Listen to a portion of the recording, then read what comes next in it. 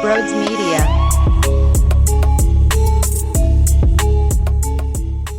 Hey, what's going on, everyone? I need to give you some information on what's about to happen here over the next couple of days at Brodes Media. So today we're going to be talking about the Eagles. I do have a conversation coming up about Sean Couturier and the Flyers and some of the moves that happened with Chuck Fletcher and Derek Brassard. And then the Phillies recaps will be all one podcast after this 4-game series with the Diamondbacks. So that's kind of what's coming up here on Brodes Media. You got today with the Eagles, you got the Flyers coming soon, and then you also have the Eagles-Diamondbacks series in its entirety as one podcast come in at the end of this weekend. Or I guess with Sunday, it would be early next week. I don't want to confuse anybody, but yeah, once the series kind of wraps up there. And I want to thank everybody so much who tuned into the Mike Missinelli Show on Friday as I was given the opportunity to fill in and host. And it was an awesome experience, and only great things were said by all of you. So thank you so much. It really does mean the world to me to see the support and the love that you show.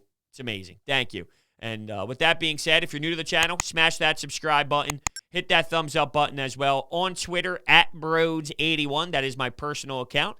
Head on over there and toss me a follow there as well. And, yeah, thank you guys so much, and enjoy the show.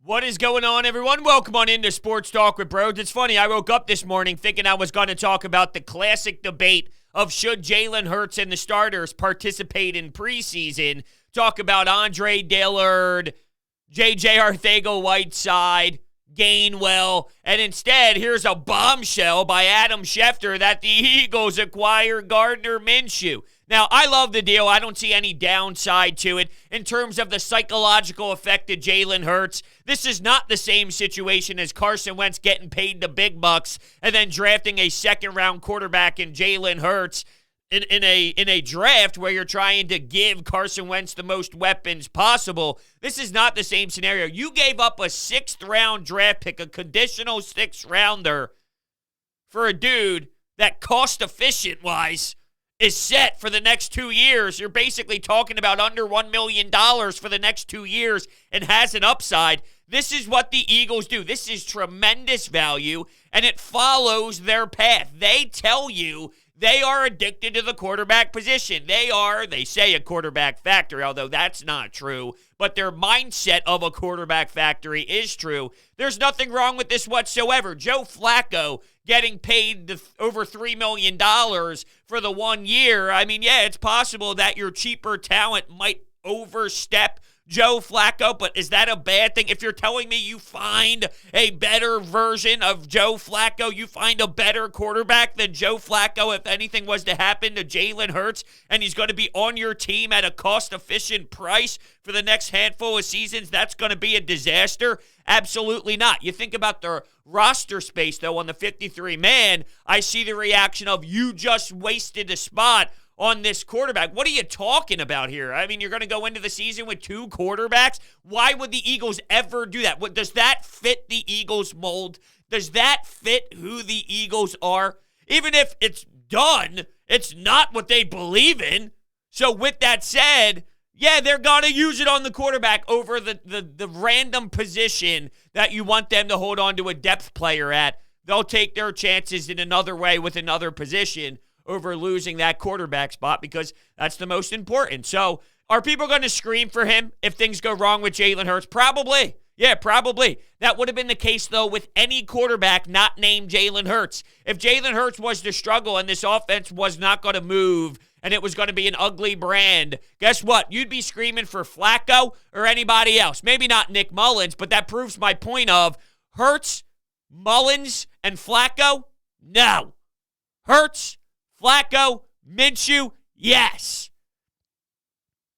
I think more that comes along with this, though, is the personality, the mustache, the look, the goofiness, everything we saw in Jacksonville, just with who he is, the character of Minshew adds the next layer to it. There's more flavor involved compared to if he was just a boring dude. If he was an all-business, not really wacky, not really a goofball, and he was just your traditional standard football guy that just gave you basic answers, no one would really have the reaction. It's the mustache. It's everything that fits here. And I think it'll play for sure, right? It'll be something that relates. He'll probably have some funny quotes involved. He'll be an attraction, if you will. So, you do need that at times to bond with the Philadelphia fan base, and I don't see a problem with him doing that whatsoever. But ultimately, I don't see a negative here at all. The negative spin on it that I do see out there, I don't believe in it. The one I do see, though, is roster spot, which makes me, I don't know, question the hell you're thinking. And two, how's it going to affect Jalen Hurts? You're not committing to Jalen Hurts. They didn't commit to Carson Wentz. In what universe are they going to commit to Jalen Hurts? We know they're not committed to Jalen Hurts. It's been a hot discussion the entire offseason. Should they trade for a dude that's got $5 billion court cases against him right now? Sexual assault cases. Of course they don't. And quite frankly, why would 4 football games ever tell you we're all in or we're all out? It's just what they do. They set themselves up for a backup plan. Whether you like it or not, they set themselves up. And you can make the argument for the value and what you gave up. Tremendous. Absolutely tremendous move by Howie Roseman. Add that to the list of great moves that he made this offseason. Ryan Kerrigan, Eric Wilson, Anthony Harris, Steven Nelson. That's right. That's right. So that's where we're at there. Let's go to the classic preseason debate, okay? Because here's where we're at. We are now in a spot where your starting quarterback barely played in the preseason. I don't care. I really don't care. It does not bother me whatsoever. Well, Andy Reid's playing Pat Mahomes. That's great. He threw 9 passes the other day. Guess what? Patrick Mahomes is filthy with or without those 9 passes. Well, Brodes, Jalen Hurts is developing. He needs every snap he can get. You're right. There is value, especially when young and learning, on taking a billion snaps. If you lose out on 15 snaps per week, you do the math and, you're constantly losing out on plays to get better. I'm with you. This Eagles team is heading into the season healthy as hell. Healthy as hell. I value that. Will there be some rust involved in week 1 and week 2? Possibly, yeah. There might be the same, though, for the Atlanta Falcons. There might be the same for some of these other quarterbacks and some of these other teams as well for not playing their starters. Look, 9 snaps, 9 throws, I should say, is not going to be the difference in Pat Mahomes being right on the money game 1 or not. He's just that good. This team is going to be where they're going to end up because they are that team. It's not because, you know why they only won 4 games this year? That damn preseason. No, we're just a prisoner of the moment right now, and you want to watch football. You want to see meaningful snaps. You want to be involved emotionally in a game on a Friday night against the New York Jets where it's pouring and getting pushed back. That's what you want. But reality of the situation is it doesn't really matter. After week 5, week 6, week 7, do you ever date back to preseason? When was the last time you assessed an Eagle season and you said, the reason why they ended up here is because of the way the preseason was handled? Sean McVay and their analytical department and the way they come up with their sports science and all, they go through it all the time. Yeah, we don't want to use our players in preseason. Okay. They have success. They got to the Super Bowl with Jared Goff. They didn't win it, and it was an ugly game. Was it because they didn't take enough snaps in preseason? I just believe it's overblown. Jalen Hurts is who he is. Jalen Hurts is going to be who he is because of everything surrounding that. Like, what I always hear is we got to work on the timing with the receivers, under center. You can get in those little tiny details you want to emphasize and work on. That can be done in the joint practices and with a normal practice, even with the red jersey on. Now, I am totally going to admit that there's a difference playing comfortably with the red jersey on compared to not. What you heard was over the joint practice against the Jets, Jalen Hurts was, and I'm just spitballing numbers. I don't know off the top of my head, but 13 of 17 in practice, and he was magnificent. But one of those plays would have been a sack, and they didn't sack him because he had the red jersey on. So that plays a role in what you see in joint practice. There's a different element when there's a legitimate defensive end or a defensive tackle coming your way, and you're trying to escape the pocket, roll to your left, roll to your right, reset your shoulders, or take off a bit, right? Like there's definitely a different sense of urgency that comes into your brain, that triggers your brain when that's happening.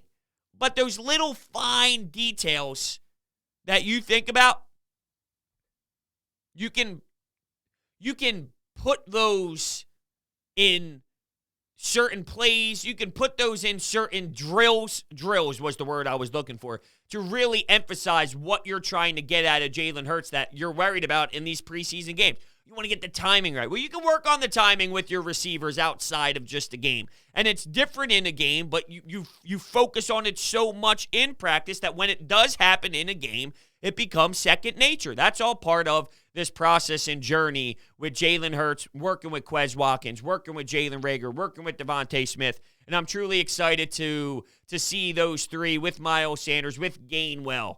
I think it's going to be a really fun version of the offense. And Nick Sirianni said the other day during the broadcast about, it's no secret, the way that we're going to use the running and we're going to use the running backs and on. I'm like, okay, here we go, baby. Something we did not commit to with Doug Peterson that's going to open up your offense tremendously. I guess my problem, or my fear is Miles Sanders and his holes in his game, not being able to catch the football smoothly. That might limit his play, and not that there's bad options out there. It looks like Gainwell can ball, and he can do more than just catch the ball. He does have a little bit of power in him in the run game as well, and he seems to be a force out there, so I'm excited to see how he grows into it. I got to credit Andre Dillard throughout that run also, because there was that drive in this third preseason game where Dillard was doing his thing and creating big opportunities for the running back to get his. The difference is that really going to resonate with real NFL football against legitimate, absolute, real talent in the National Football League? I don't know. I hear all the time he gets pushed over in practice and he gets bulldozed over. He just doesn't seem to have that makeup, which raises the question, should the Eagles look to trade him or not? And I'm open to taking phone calls, that's for damn sure. He's not versatile, and I believe in the Eagles coaching staff, Jeff Stoutland that is, at that offensive line position to figure out, what you can do if you were to trade Andre Dillard. But I had Rob Motti on The Fanatic, and he mentioned that, what are you going to get for him? Just a 7th-round pick? Why do it for a 7th? If there's anyone who can fix Andre Dillard, it would be Jeff Stoutland in this league. So let him work with Andre Dillard. And I do understand what he's saying. I'm not just tossing him to the streets to toss him. A 7th-rounder won't do anything for me. There are some reports that maybe, and this is just like if you go through potential trades and possibilities, a 4th-rounder. You get a 4th-rounder. You got Avonte Maddox and Josh Sweat in the 4th round. I mean, there is something to that. If you can land a player like that, and that's what you acquire for Andre Dillard, who you recognize isn't working, and Jordan Mailata, who's a 7th-rounder, becomes your franchise left tackle, I think there's something to that. But I'm not just tossing him to the streets for absolutely nothing. So what is his value? We're also spoiled here in Philadelphia. We've had so many great left tackles, from Trey Thomas to Jason Peters, and possibly now we're looking at a Jordan Mailata factor. Not to praise him too early here, but just think about Runyon on the right side and Lane Johnson on the right side. They find a way, for sure. We're spoiled here. Other teams aren't. Other teams might be excited for an Andre Dillard when we wouldn't be, because our standards and our expectations are so damn high in that regards. What else is there? J.J. Arcega-Whiteside. Oh, Dillard did have a false start, a pretty bad one. But ultimately, that doesn't outweigh the positives that he performed, or that he did, that we saw in his performance. So J-Jaw, he made some some plays. I'm like, whoa, J-Jaw, huh? It seemed maybe there was a debate of Travis Fulgham or J.J. Arcega-Whiteside, and J-Jaw's out here making plays down the right sideline and taking it to the house, while Travis Fulgham's fumbling the football in an area where you can't fumble the football at all. So it looked a bit ugly. But maybe John Hightower is the name that is off the list, and we thought maybe there was something with that speed. Who knows? Maybe it's John Hightower that does not make the squad, and they stick with Fulgham and they stick with J-Jaw. I don't have a lot of hopes for J.J. Arcega-Whiteside even after a preseason effort that way. But maybe there's something to be said about the way that Nick Sirianni is very hands-on with the wide receiver specifically. Is there a way that he taps into J-Jaw? And I'm not going to tell you that he's going to be some explosive, dynamic wide receiver, because that's just not going to be the case. But if we're thinking about it from just from a serviceable guy, a guy that can play a role, can do something out there, maybe there's something where he can do something. Right now, or I guess I should say before this season, he did nothing. He couldn't do a damn thing. Maybe we're now talking about he can be serviceable. I don't know. I don't feel like that's real. I don't feel like that's going to be the case. J-Jaw's a dude where it's you have to show me first. And some preseason game with Joe Flacco and the Jets scrubs will not tell me that that's going to resonate and correlate to fantastic play in the NFL. I don't believe it. I'm just spitballing and seeing what sticks, knowing that Nick Sirianni puts a lot of stress and focuses heavily on, changing the technique in these wide receivers, and that seems to be a strong suit for Nick Sirianni. The Fulgham thing, though, just continues to blow my mind. Who is he? What is he? Why is it a disaster? Why now two regimes feel a certain way about him? Well, there's got to be a common problem, and that seems to be maybe his attitude, his effort level, his demeanor, his body language, and then also execution, lack thereof at times. He's made some plays here and there throughout practice, if you listen to some of these beat reporters and what they're talking about throughout their practices and whatnot. But ultimately, not enough splashiness, not enough of that 4-game sample size that we saw last year. But you got to imagine, it's in there, right?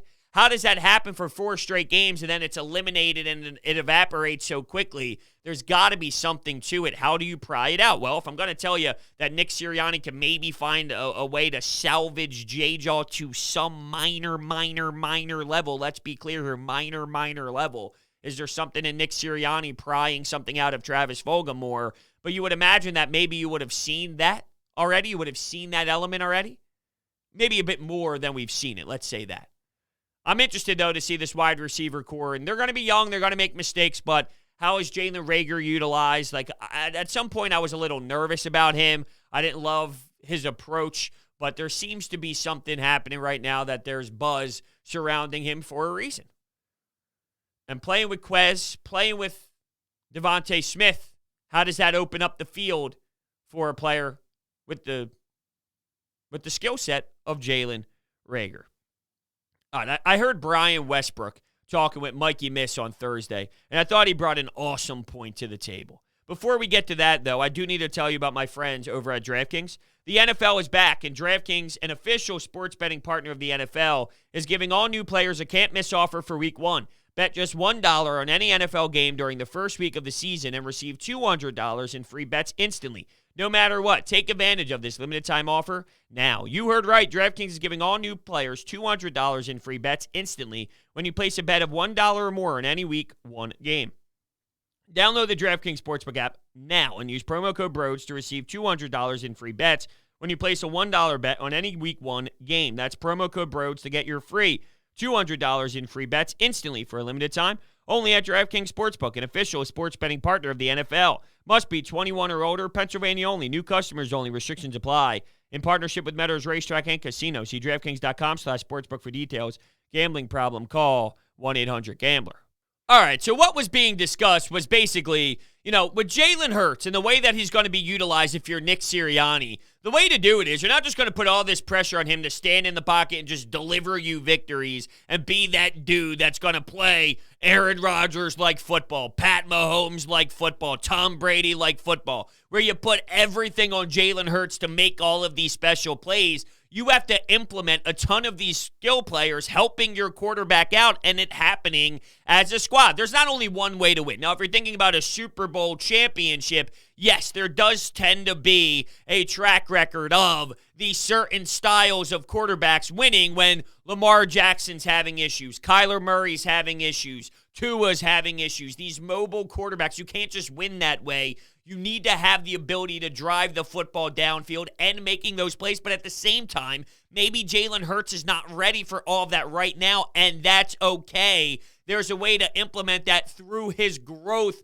as an individual. But right now, let's use the Titans as an example. Ryan Tannehill, and I'm not telling you that the Titans are going to win a Super Bowl. Maybe they fall short because of this. But I'm just saying there is a way to have a lot of success as a team in other ways. And I don't even think the Eagles are going to be winning a ton of football games this year where I can qualify it as a ton of success. I'm just pointing this out, right? The way to use Jalen Hurts this year with what is surrounding him with the offensive line, there's ways to implement the entire offense being one. It's one core, one unit, and it's a philosophy that helps generate your offense. Derrick Henry and Ryan Tannehill and that offensive line and the way that the Titans structure their offense, it's not the same as your traditional, hey, let's just stand there in the pocket and Ryan Tannehill make us a bunch of plays.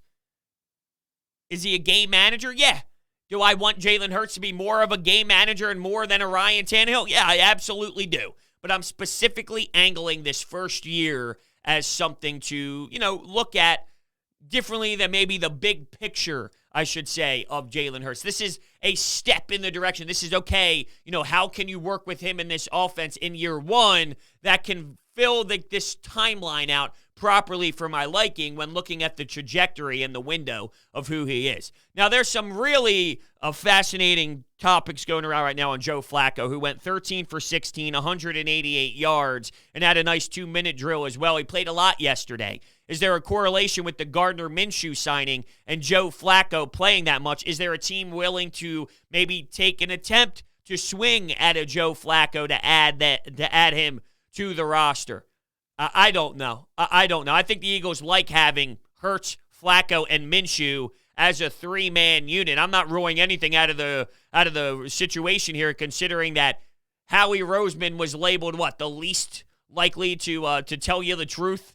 You can't trust him at all throughout all the GMs in football. So it's basically that scenario being played out right now. You have no idea. You can't trust what Howie Roseman is doing. There's a degree of that I love, and there's a degree in that I hate at the same time. But ultimately, we'll keep an eye out on the quarterback position and how that plays out. I mentioned the 2-minute drill. How about Jim Bob Cooter just getting thrown in there as a consultant? First off, I love the fact that in the NFL, guys are just consultants out there. Like, oh yeah, he's been a consultant for our organization. Like, what? Nobody knew anything, just sliding under the radar, just helping out. But one of my biggest fears with this franchise since hiring this new coaching staff was youth. Who are they going to lean on when things get ugly? What's going to happen when things fail? Do they have enough will as a coaching staff? I love Lane Johnson, Brandon Brooks, and Fletcher Cox, Brandon Graham. These players are going to do a great job when things do get ugly because there's going to be bad spurts. They're going to do everything in their power to hold everyone together and be the glue that's needed to keep, the energy where it needs to be, at least to some reasonable level. You saw it with Doug Peterson. They weren't winning. It was miserable. But the sense in the locker room was like, we're still competing, we're still fighting. It wasn't a full-on give up, which is massive even during some ugly times. And I'd imagine that's going to happen with a team that is not very experienced in a lot of areas. So I have so much faith in the players, but from a coaching staff angle, there was nobody really in there. And I'm not telling you that Jim Bob Cooter's role is just going to be perfectly nailed as a guy that's going to be the best to lean on in the world, but there's something. There's something there, and to me, that's better than having nothing there. So you saw the 2-minute drill work out, and he's been helping out in that area, the 2-minute drill spot. So, just a guy that's been around the block, that has been under the lights, that had the headset on in big moments throughout an NFL season. So that's important to me to just know that that's there. I love how they try and be, I don't know, secretive about this stuff. Who cares? What's it matter? Why? Because you know what Jim Bob Cooter has ran in the past? So maybe you can dive into the film and see, okay, this is what Jim Bob Cooter believes in. This is his philosophy. So now watch out for the Philadelphia Eagles and what they're going to do in the 2-minute drill, because maybe there's a correlation. Okay, sure. There probably is something down that path, but they do this in such a sneaky way, and knowing how they operate, it just blows my mind a little bit that they take it to this level. But that's the NFL. The NFL, I swear to God, like these football coaches in general, I know this is such a side topic and totally out there, not even close to what we're talking about today. But what was it, a couple weeks ago where Joe Judge, or it wasn't Joe Judge, it was Jason Garrett. He said, "You call me coach. We go by coach around here." They're so damn entitled, these football guys, as if they change the world, right? As if they're the president of the United States, as if they're on this tier of just elite human beings. We're called coach around here. Yeah, you're called douchebag. That's what you're called. You're called douche. These football people, they just feel so entitled. It's absolutely hilarious. All right, we do have a caller here that called in, I remember, a few weeks ago and just said, "Brodes, whenever you talk about the Eagles next, just play this." And I stopped it there. So I don't know what's coming after it. I just heard the beginning, and now I'm intrigued. So let's hear. Yo, Brodes, my name's Dean, first-time caller. This is for whenever you do another Eagles podcast. I just wanted to say Quez Watkins is going to be a problem. I'm really excited for this team season to start. We have a really good young receiving core, and I can't wait to see what happens. And I think we're going to shock some people, win the division, make it to the championship round of the NFC. Go Eagles. Well, thank you, Dean, so much for calling in. Said first-time caller. I appreciate that. With the NFC playoffs, I love you, Dean. I love you, Dean. You seem like a good dude. You seem like you're well-hearted, right? You're filled with Eagles passion. Come on, we can't be talking about going to the NFC Championship game with all due respect. That's just blind optimism. And there's nothing wrong with being a fan and believing in your team every single season when the new season begins. But I feel you have to put fair expectations down. You mentioned Quez Watkins, and Quez is going to be a nice player, and he's going to help out this team. I heard Tim McManus state that if you're putting stock into players, like is he real, is he not real, you'd lean more towards, Quez Watkins is real, and there's legitimate play happening from his legs, and he could be a dog, and he could be a force, and he can help open up this offensive playbook by a long shot. So you'd buy more stock in Quez Watkins than you would sell stock in Quez Watkins. Going to the extreme, though, of NFC Championship and all that, that's a little extreme with all due respect. Last year, the division was won at 7-9. Implement a whole new game, one more full game in there. It's going to add this new layer of adjustment from us when we talk about records and all. But if 7-9 could win the division last year, and keep in mind, you're talking about a historically pathetic season. That does not happen very often where it got to the ugliness that it did in the NFC East. And it also took a really gruesome injury to the Dallas Cowboys' quarterback, Dak Prescott. And don't tell me that the defense was so bad they weren't going to do anything anyway. No, their defense was so historically bad for a handful of weeks that was impossible to keep up forever, where that would normally get back to the norm. And with a healthy Dak Prescott, who knew what could have took control instead of a Ben DiNucci playing quarterback and their backup last year, which was just a joke in Andy Dalton. So if I see them as a 6-win team, which I do, I see them at a 6-win team. If you believe the NFC East is going to be a disaster again and 7-9 could win the division, how far off are the Eagles? If that's your mindset, fine. I don't necessarily believe in that mindset, but if that's your mindset, fine. You can use data to support that, even though, to me, the percentage of it occurring again is too little to jump into that and dive deep as my personal take and my personal belief, but fine. So if they do somehow do it in an egregious division, that still doesn't put them at NFC Championship caliber conversation. We have a lot of questions. We have a lot of unknowns. And we'll find out about them through this 17-game schedule. And that's what I'm excited for. Everyone talks about there's no buzz for this team. There's no buzz for this team. Why is there no buzz? And then the response is, well, because we know they're not going to be good, and it's a weird feeling. I would argue that there's more intrigue because you don't know about Jalen Hurts. You don't know about Jordan Mailata. I mean, you know, but you just want to see it play out. Miles Sanders, 3-down back or not a 3-down back? What style is Nick Sirianni going to run? What's his core beliefs as an offense when the bright lights are shining and we're talking real football, none of this vanilla offense garbage. We're talking real football. Jonathan Gannon, he was a hot item around the NFL. Eagles landed him. Alex Singleton, Kerrigan, Sweat, Barnett, Steven Nelson, Darius Slay. Right? Like, come on, there's some intrigue here. Gainwell, you want to start talking about some of those guys that, aren't the number one names that come out of your mouth, but some of the back-end pieces that might have some roles. How about McGill making some plays? Who else had some nice stuff? McGill had some plays out there. Jackson, the defensive end from Coastal Carolina, is a name to look out for. And Patrick Johnson, the linebacker, he did get banged up. It looked like friendly fire. There was a helmet that kind of went into his bicep area, his forearm area, and he was walking off of the field, opening up his hands and closing his hands, trying to get a feel on what's happening there.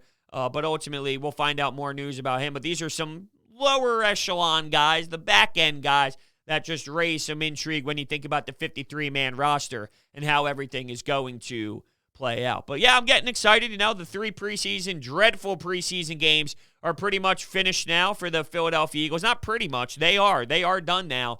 And we are anticipating the start of the season. So we have a little bit of time, but enough time to get the juices flowing. College football is ready to rock and roll on this Saturday. So once you start seeing that college football weekend, college game day, it just opens up the brain. I had a pumpkin spice coffee already. Once you start going into that pumpkin spice, it screams football season. And that's where I'm basically at now. As I transition, I've convinced myself, or I'm trying to convince Mother Nature by convincing myself that it's fall. I'm starting to wear joggers, thin joggers, but pants. We're going back to pants because once September rolls around, it starts to get a little bit crispier outside. Although it's been high 90s and humid as hell, I had to switch back to shorts because I guess Mother Nature did not get convinced by what I was trying to do. But I just want fall, damn it. That's what it comes down to. I want it to be football season. I want it to be dark at 4 o'clock. I want to have coffee, and I want it to be pumpkin spice. I want candles to be lit. I want it to be late September, early October. Best time of the year by far. See if I missed anything on my notes. Working out the rust, heading into the year extremely healthy. Yeah, you work out the rust the first couple of weeks, and these guys play football. There's going to be rust involved for sure, but there's going to be rust around every team. These first-team guys aren't playing a billion snaps. They're just not. And you saw Sam Darnold the other day play a decent amount and have some nice stats.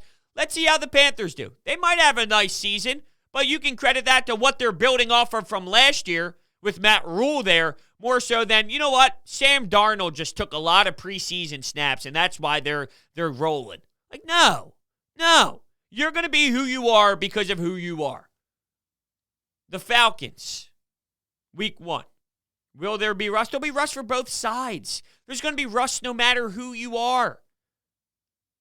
I just think that there's pros and cons to all this. And when you think of the pros, and do they outweigh the cons by not playing them? I personally believe so. You head into the season healthy. Over the last handful of years, this has been a disaster. You're banged up every single day. You're always constantly hurt. It's a new guy this week, new guy that week. And maybe some are thinking, yeah, that's because they're not getting tackled in practice, so they're getting hurt because they're not used to it. Yeah, I think it's more because these dudes are so damn fast. They're way more athletic. The speed of the game has intensified. Hits harder, faster. So when you do get hit, it's just more of a bigger impact with how explosive these guys are, which all plays a role. There's no stopping the injuries. I understand that. But there's a way to limit them. And you play useless games, why even take the risk? I'd rather see the rust than the risk. That's the way I see it. So I want to thank everybody so much for hanging out with me today here on Sports Talk with Brodes, and I will see you next time.